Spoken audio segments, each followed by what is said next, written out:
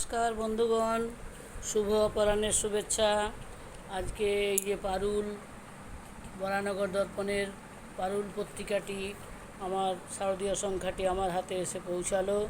হ্যাঁ, এটা পাঠিয়েছেন আশিস ঘোষ মহাশয়, পারুল পত্রিকার সম্পাদক, বরানগর দর্পণ পত্রিকার সম্পাদক, বিশিষ্ট সম্পাদক। বহুদিন ধরেই উনি এই পত্রিকা পরিচালনা বা সম্পাদনা করেন। এই এসে পৌঁছালো আজকে। আমি আপনাদেরকে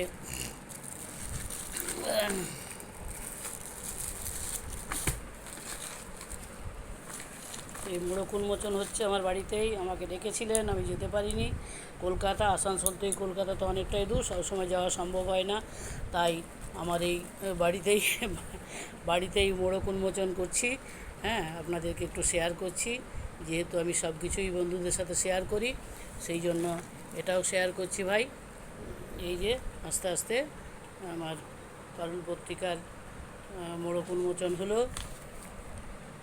এরপরে আমি এইটাকে আরেকটা মোড়ক আছে, সেইটাকে না, মোড়ক নেই, এটা এই করলেই চলবে। এই তো বেরিয়ে যাচ্ছে, এটা প্লাস্টিক দিয়ে একটু মোড়া আছে।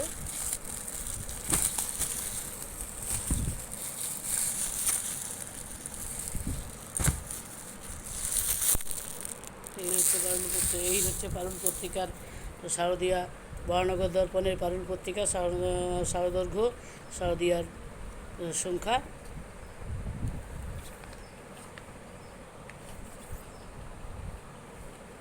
খুবই জনপ্রিয় একটা পত্রিকা, পারুল পত্রিকা।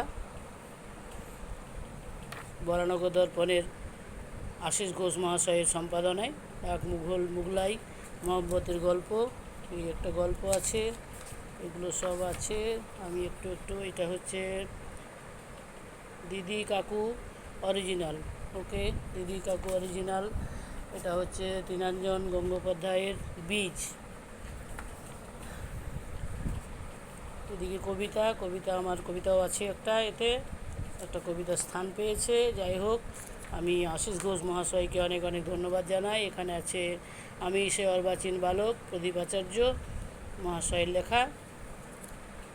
আর আছে আবার এখানে গল্প আছে।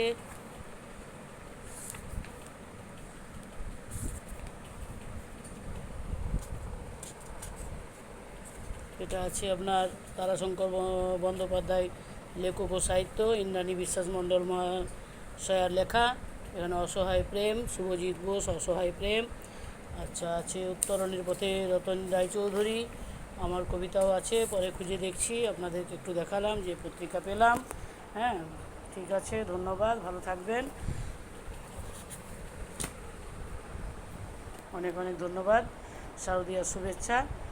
যাই হোক, ডিস্টার্ব পরিস্থিতি এখন, শারদীয়ার শুভেচ্ছা দেওয়ার মতো পরিস্থিতি এখন নেই। আমরা সবাই বিভ্রান্ত, সবাই আতঙ্কিত, সবাই মানে উদ্বেলিত। তবুও বলবো যে ভালো কিছু যেটা, সেটা তো হাতে এলে ভালোই লাগে। তাই সকলের শুভকামনা নিয়ে আর ঈশ্বরের প্রতি ঈশ্বরের চরণে প্রণাম জানিয়ে আমি আমার এই প্রতিবেদনটি শেষ করছি। ধন্যবাদ।